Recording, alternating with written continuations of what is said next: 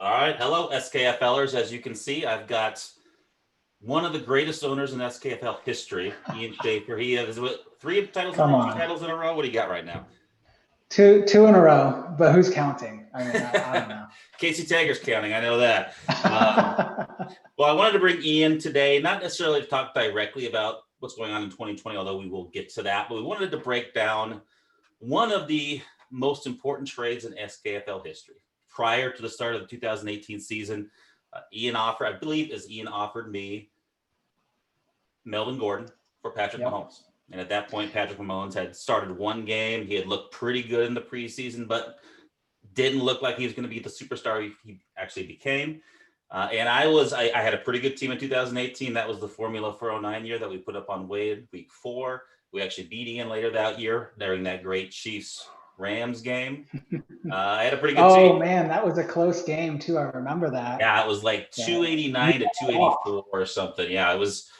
My team was rolling that year. We had a really good, strong team. So at the time, I could defend it. Right now, well, Melvin Gordon has found himself into fantasy obscurity, and Mahomes is the league MVP. So I want to take us back to probably right before week 1, 2018. Ian, what were you thinking? Why was Mahomes the guy you zeroed in on after one start? Tell us about it. Yeah, so I had gone into that year. I had Russell Wilson, and Russell Wilson was my guy, right? I had picked him number 1 overall in the Jubilee, and I was going to roll with him, forever. So I always just needed one more quarterback to kind of fill that out. Dak had been filling that role for me, but then I couldn't keep Dak that year. Had too many keepers, Melvin Gordon, a couple of other guys. So I drafted Tyrod Taylor to be my QB2. And, after the draft, I guess I started to get a little nervous about that. Understandably so. And actually, so I'll tell you something. I'd been listening to this podcast and they were talking about Tyrod Taylor all off season, right? and I've never listened to them since I drafted Tyrod Taylor. And usually I don't really care, right? Everybody's wrong with their takes, but that take was so bad that I just couldn't handle it anymore. So anyway, and so I was thinking about, well, maybe I need a quarterback. I was pretty strong at running back. And then there was this play that had happened in preseason. I don't know if you remember it, but was it the Falcon game? Yeah. I think I know what you're talking about. Oh man, it was a 69-yard touchdown to Tyreek Hill. Yep. And that play kind of I saw that and I said, gosh, this guy he could be special, right? I had no idea he would be Pat Mahomes. He would be, God. But that play was amazing. I went back and watched all of the Denver game in week 17 the year before, and he looked good, especially for a guy starting his first NFL game. You went back and watched the Denver game before submitting this. Oh yeah. Okay. Oh yeah. And I vividly remember. So then I sent you the offer, and I was in Switzerland at the time, so it might have been the middle of the night for you. So I don't remember exactly kind of exactly when you accepted, but I remember when the trade went through. Actually, we texted, I think, right after you submitted, and I don't have that. I don't have that phone anymore, but I think it was like, hey, hope this works out. This should make us both stronger. And it looked like an okay trade. Right. And I hate trading, by the way. For me, I think we all obsess about this to some level, right? And so a trade is like if you make the wrong trade, it just eats at you, Yeah. So I hate trading. I typically won't do it. it. Hear about it for 10 years or 20 years. Oh my God. Yeah, or you'll do like a podcast about it later, right? So who knew? Yeah. So anyway, that's kind of how, basically I was looking for a quarterback and it was like, okay, well, let's move Melvin Gordon. What about you? How was it on your end? I sent you the offer. I drafted him the year before and I stashed him for the year. Genius move. Yep. I was definitely invested. I knew I was short at running back and I should have went back and looked to see who I had at running back, but I was short at running back. And I thought I was one piece away from being a title contender. And so when you sent that through, I thought, well, this is it. Melvin Gordon eats, and he ate that year until he got hurt. and this is my chance to go for it. And I took the chance. Turns out it was the wrong move, but that was it. And immediately when I accepted the trade, I have a couple text threads, SKFL text threads, one specifically with the Sadie brothers and the Taggart brothers. And they were just completely impressed with me. You fleeced Ian, you got him. It was a great trade. How did you do it? I mean, it was a unanimous decision that I won that deal, 100%. Like, I have never gotten better reaction from a trade in my, the 15 years here we've been doing this. So it's just funny to go back. The immediate reaction was Rob won that deal, but long term, that has not been the case. And that's funny because I think Casey texted me immediately after and was like, "Oh, you panicked. You got scared, and Rob killed you." But I couldn't tell. You never know with Casey, right? He'll say anything. You never know what his ulterior motive is. Totally. So I wasn't sure if he really thought that or the other way. So if we turn back the clock, would you still do that trade? I think so. No regrets. I mean, but listen, for the record, like, after week 1, it was still, you didn't know. Like, I remember I was in Lausanne watching all those games, and Pat Mahomes put up a pretty good day against San Diego, and Melvin Gordon, was on the other side of the ball there, and he put up a great game. So even after week 1, week 2, then Mahomes goes and throws 6 touchdowns, and then it's starting to feel a lot better. Was that the Pittsburgh game? Yeah, that was Pittsburgh. Yep. So but even if you go back and look at what Melvin Gordon did in 2018, like every game he played, I think he missed like 4 or 5 games, but every game he played, he was in the 30s or 40s. Like, he was legit. We were a good team that year until the injury bug got us a little bit. Well, it's fun to go back and take a look at that. I always wondered kind of what your thought process was, why, that was a big risk on your end too, and it paid out for you. Big risk, big reward.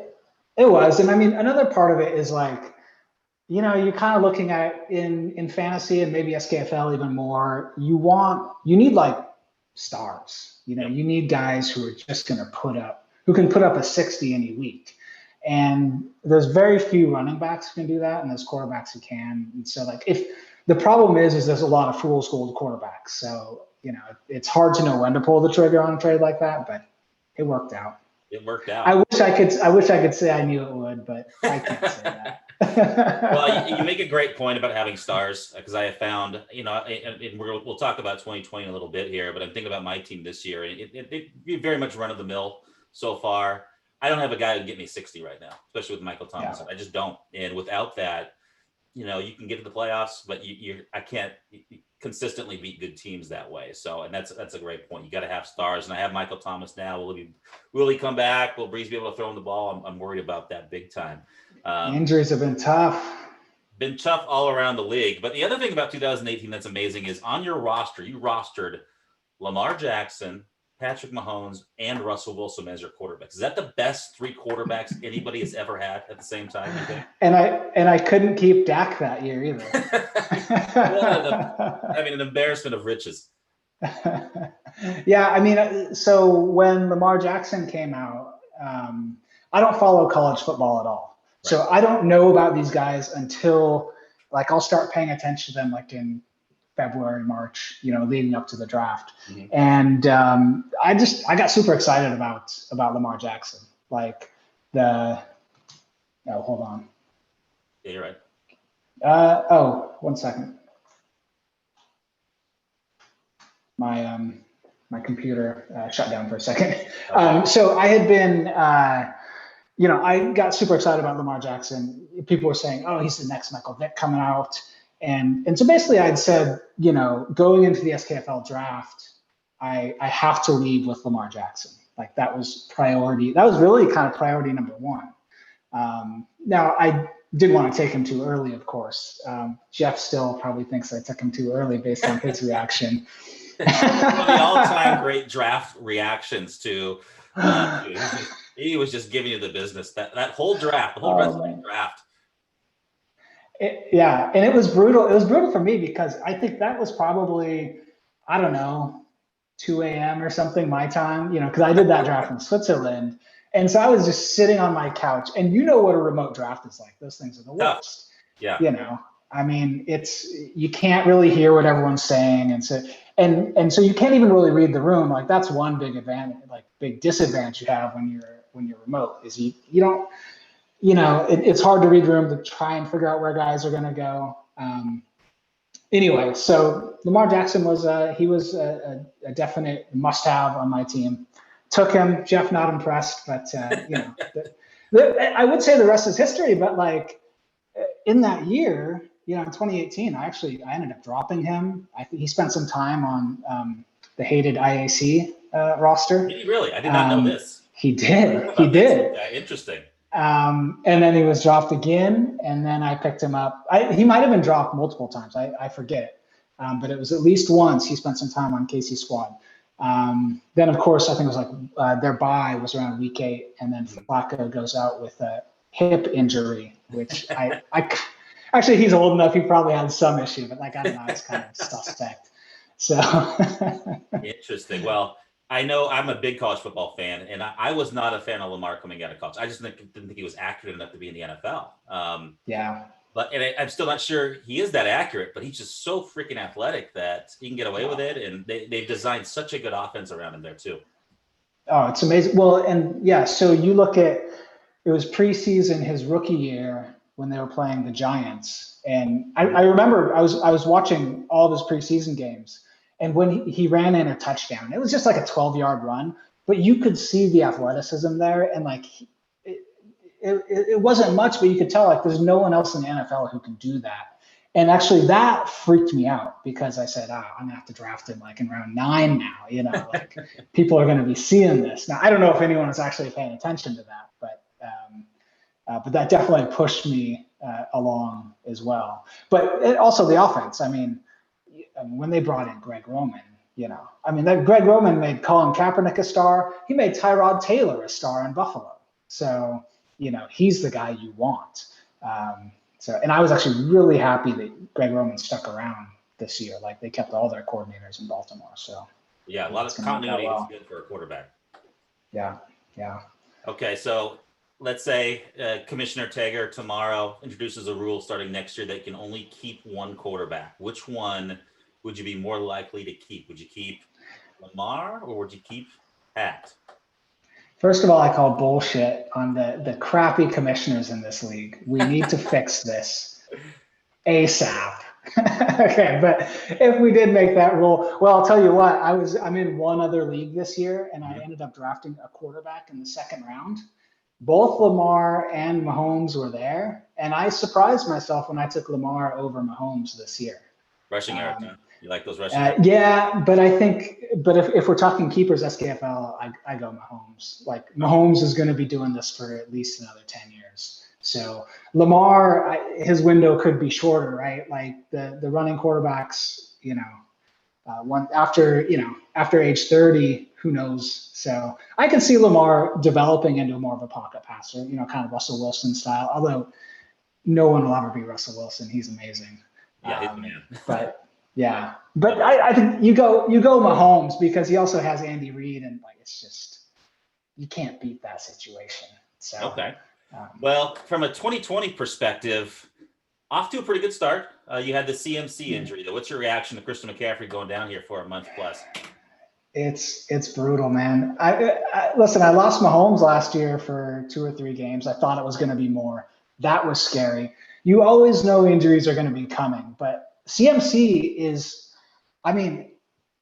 it's kind of, it's an embarrassment of riches on RDR, right? Like I enjoyed 2018 with Mahomes when CMC broke out. I enjoyed 2019 with Lamar Jackson. CMC was average 14 points per game more than the number 2 running back. He is the unsung hero on RDR, right? And you look at my running backs. Come on, I got nothing there. I just picked up Reggie Bonifon. You're a little light in some areas. That could be a factor here for you. Basically, I feel like I'm now slumming it with the rest of the SKFL, where it's like I got to scramble each week to fill my roster. Yeah, when you're hunting the waiver wire and picking up guys nobody's ever heard of, things are a little bit tight. It happens like this every year, though. I mean, listen, I went into the year, Mahomes, Lamar Jackson, and CMC. They very well maybe, if we did a redraft, the top 3 picks in the league. So you have them plus Julio, plus DJ Moore, Allen Robinson, and then Deontay Johnson, who, I mean, don't tell anybody, but he's the next AB. Like, he I like looks him quite a bit. amazing. He was on my list to draft. You got him probably around before I was probably going to take him. Yeah. So I mean, without CMC, I'm hurting, but I think, I mean, it's always this way in fantasy. Every title I've won, you're always scrapping till the very end. So, I mean, this is why people after like 4 games say they're 1-3 or something. It's like, you're still in the hunt. Like, so much can happen throughout the year. Nothing is ever given in fantasy. So, agreed. Always fight those owners. Blake Isbell, keep fighting. You can do it. Never give up. Never give up.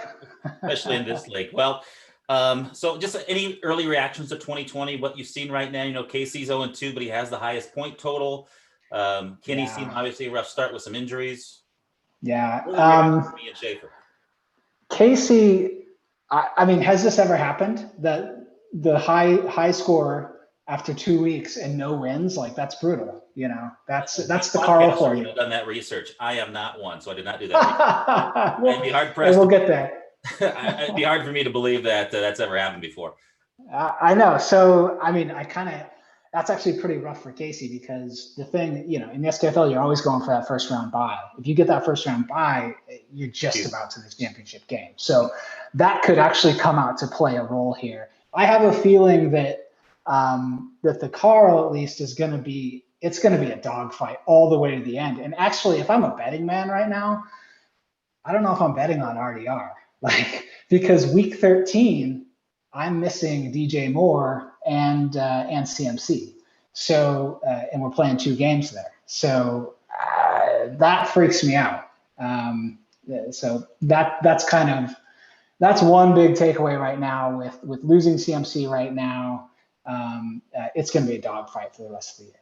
So if RDR in your mind is not the favorite, who is the favorite in the obnoxiously good Carl division? By the way, we got to get the whole Carl in on a podcast here. Okay. The Carl podcast definitely needs to happen. The Carl pod. Brag the whole time. Yeah, and we can just talk about how awesome the Carl is the whole time. It'll be fun. People love it. But, maybe Jeff, maybe Musa too. He hangs out a little bit. So I like Yusuf's team. I think that start. Yeah. No, I mean, I played him last week, and neither of us had a great week, but I was just looking through his roster, and he's solid all the way through. His running backs are always solid. And Derrick Henry is only going to get better throughout the year. He hasn't scored a touchdown yet this year, and so that's going to regress positively. So Yusuf is the one that scares me. Casey could be getting back into form, and that's good for the SKFL. Casey's had a down few years ever since 2015. Yeah. The CJ Anderson, and who is the Chicago guy now in Miami? I don't even want to say it. What's his name? Yes, Jordan Howard. Ever since he kept those guys, his team has been in trouble. So having a more active competing IAC, I think, will be good for the league. I think he could be there now. Although with the Chenault talk, I don't know where it's going with that. So we'll see. It does raise the level of trash talk in the league, because Casey gets into it with Yusuf pretty good, especially on one of our text threads, and it almost gets a little personal sometimes, which is good. I mean, they get under each other's skin in a positive way, makes them, I think, them both a little bit better. You've got to know how to navigate the SKFL message boards, right? And I think it was even, back in 2005, 2006, the message board could be brutal. Casey would get on there and he would just write some shit, right? And it took me a while to understand that. Now it's everyone's just kind of joking around. Although sometimes you don't know. Sometimes you're like, wait, are they actually serious? Is Yusuf actually going to quit the league? Who knows, right? You never know. Yusuf, you never know. I think he could one of these days. Yeah, We hope yeah. not, though. We hope not. Well, any other thoughts on 2020 before I let you get back to your family and everything here on a nice, hopefully the sun. Let's see, 2020. I mean, I'm always looking at how the NFL is changing. So it's interesting to see. Basically, all you need to do is look at what teams did good the previous year. So you look at like Baltimore, and the Chiefs, and then what teams are going to try and emulate them with what success. So you could look at the Patriots. Like week one, they were doing some kind of Baltimore stuff. Then week two they air it out. So that's just Belichick loving being able to kind of leverage his players in spots that they think they can succeed in. So it'll be interesting to see. I'm curious about the Patriots and see kind of where they go, and then that's good for Randy with the Cam on his roster. So. Good pickup. Yeah. I mean, it was good. I was kind of, well, I was never going to draft another quarterback anyway, so it didn't matter. But Cam, I think he was worth a shot where he was drafted. I mean, I think the big question for me also is like, how's Blake going to do? Like, it's his first year. He's slowly figuring out the waiver wire and kind of how to do all that stuff. AJ's team. Like not usually this challenging with the COVID rules that we've put into place. Usually it's a little simpler. So. Yeah, totally. And that was kind of a lot to get set up and like to communicate and all that. So AJ's team, I'm curious to see where he goes. I mean, AJ I can never understand him from kind of a fantasy angle, which it was fascinating to hear him on your last podcast because hearing his reasoning, it actually made a lot of sense. Like, okay, I now I get the Fant for Brady trade. Wasn't it wasn't horrible. It was interesting, but I'm curious to see how AJ will do if he can kind of get to a winning record again. We'll see. So. Well, I'm excited for the weekend. I had a nice start last night, so I'm feeling good going against AJ this week. Who do you have this week again? You have Jeff. You got Jeff. The Jeff. This is going to be a tough one. I need this one. I don't know when the last time RDR was under 500. I mean, it's been a while since RDR wasn't the top point scorer. That's no longer. So it's going to be a tough year. Man, well, I'm going to have to try hard. Probably still a pretty good place.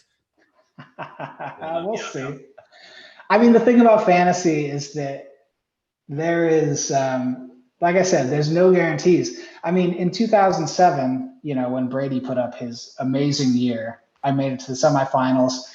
Brady puts up like a 14 or something that game, and I don't go to the finals. So like, you can put together the best squad, it doesn't matter. But that's the beauty of it all, right? Like you're never totally out of it. You can always fight for it. So anything can happen in fantasy. That's why we love it. Yeah. That's why we hate it. Yeah, totally, man. It's brutal. Yeah, you kind of have to just make your peace with like, all right, this is going to kick me in the balls a lot.